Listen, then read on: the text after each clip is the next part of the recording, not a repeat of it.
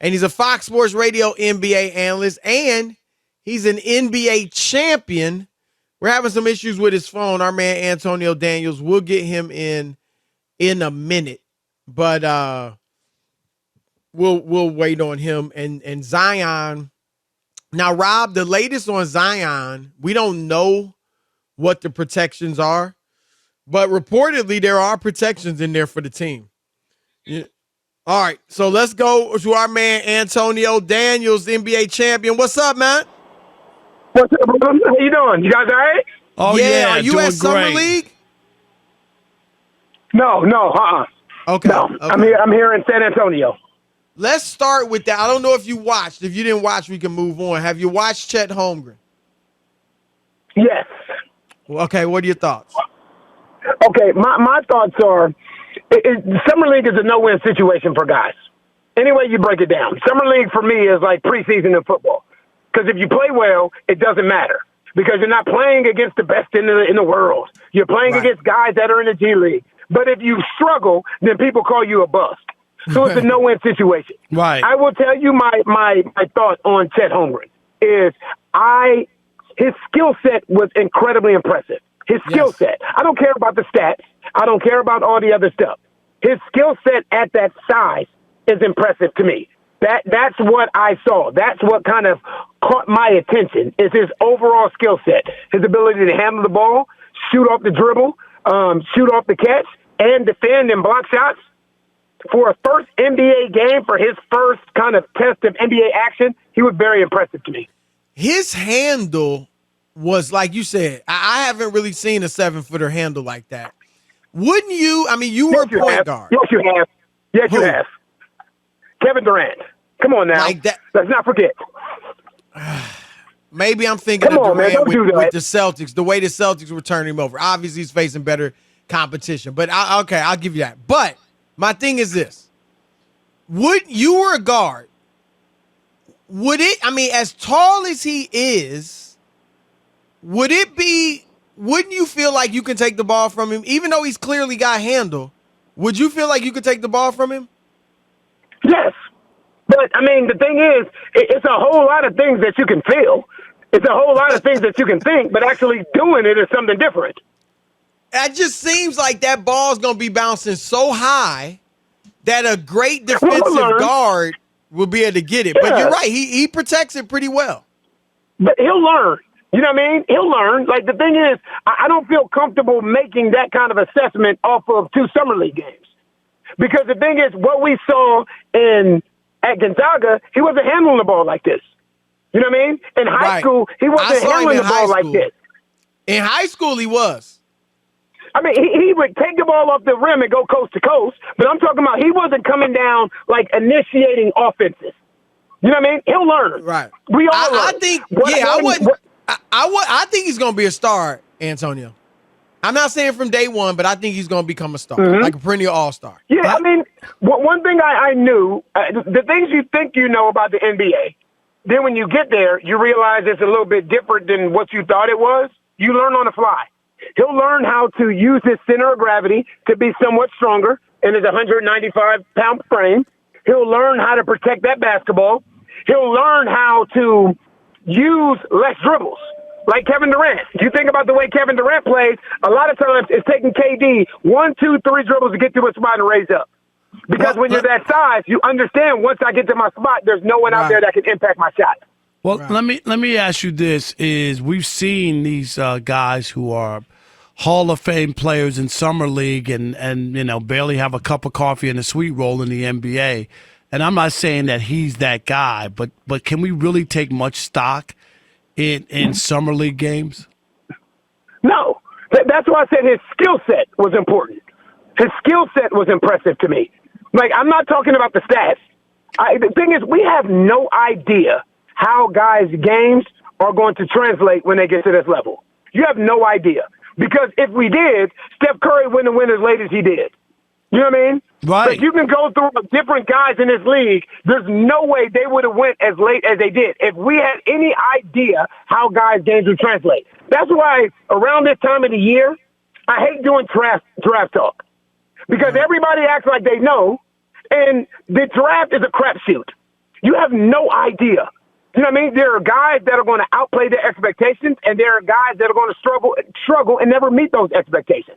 But what we have this time of the year is we have constant comparisons, and we're comparing guys to all-time greats. Oh, man, this guy reminds me of this guy. So now fan bases are expecting whatever they heard this guy or whoever they heard this guy to compare to for him to be a version of that guy. And it's not fair to these guys that are 1-2 years removed from prom. It's not fair to them.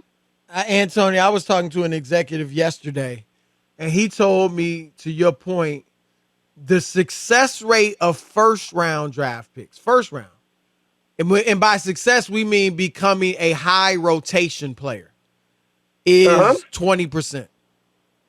So 1 out of 5 first-round picks becomes for their career. We've had a lot of guys who haven't made it, right? Right. And so there you have it. But let me ask you this. We know Zion just signed a big max deal with New Orleans. If he's healthy next year, basically plays the whole season, we saw what they did this year. Came on strong, Brandon Ingram, C.J. McCollum. Throw Zion in there. How good do you think they can be next year? What's their ceiling if Zion's healthy next year? This is what I say. Coaching talent is hard. And we can look at what this Pelicans team did a year ago without Zion. Now you have to find a way to implement Zion into what they've done this past season. I honestly feel, because they got the right coach, I will say that wholeheartedly. Willie Green is the perfect and right guy for the job. I honestly feel like this team has top 4 or 5 potential. They do. They have top 4 or 5 potential in the Western Conference. Hands down, no question about it. Wow. Now, how do you think, like you said, it's easier to put a role player in than a star. Right. So what do you see the role? Obviously Ingram played great last year, and then you got McCollum. So do they use Zion? Like, how do you think, you may not notice, it's a tough question, but how do you think the best way is to use him or just play in general with their stars? I don't know. I'm not knowledge enough to answer that question, because here's the thing. Like, there are 2 guys, and we had this conversation here before. There are 2 guys that the NBA teams were without their 2 best players. One, they played the entire season without their 2 best players, the Clippers and also the Pelicans. Clippers were without Kawhi Leonard. Pelicans were without Zion Williamson. The difference is we know what the Clippers look like with Kawhi Leonard and Paul George. Right. And Reggie Jackson, coached by Ty Lue. Zion has never had a practice under Willie Green. Zion has never played a game with C.J. McCollum or Jonas Valanciunas or Herb Jones. He's never played a game. So there's a drastic difference in the 2 situations. So it's going to take a minute for these guys to get back to understanding one another. But that's why Zion has been in New Orleans all year long, all summer long. He's at the practice facility. He is at the YMCA. He's 100% on board even prior to signing this deal, because he is ready to get up and get this thing started. He got some receipts he has to cash in. Yeah. Right. Hey, there's a story we're going to talk about a little bit later. Isaiah Thomas responding to a Michael Jordan quote from a while ago. What do you know about did Michael Jordan, was he frozen out in the All-Star game his rookie year by Isaiah and Larry Bird? What do you know about that? I don't know. I've heard that. I have heard that. I don't know how much truth there is to it, but he feels that way for a reason. Like, I don't feel like I'm the person to say that it did or didn't happen. No. But but as players, you heard that story. Am I correct? Yes. Everybody's heard that story.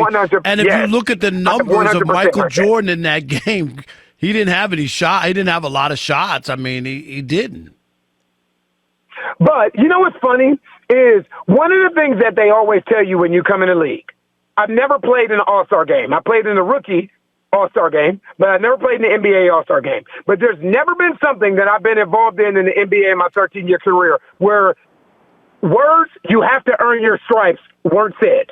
Mm-hmm. I don't know why it's different for Michael Jordan. You know what I mean? Right, I've heard that across the board for everything. I don't care what you are talking about. And you got to remember, you know what, young fellas? Well, when when you were a rookie, I mean, and they still do it today, but like, what did you have to do as a rookie? I mean, you hear the story about getting donuts every morning, newspaper, whatever. That's what we did with Chris and being a do rookie they on the radio show.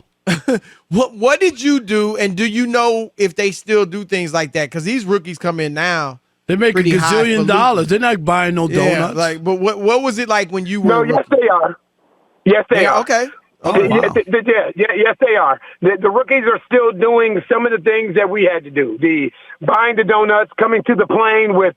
Obviously, we didn't have Chick-fil-A back then, but coming to the plane with Chick-fil-A, wearing, Dora the Explorer backpacks, dressing up in different costumes and singing birthday, all that stuff.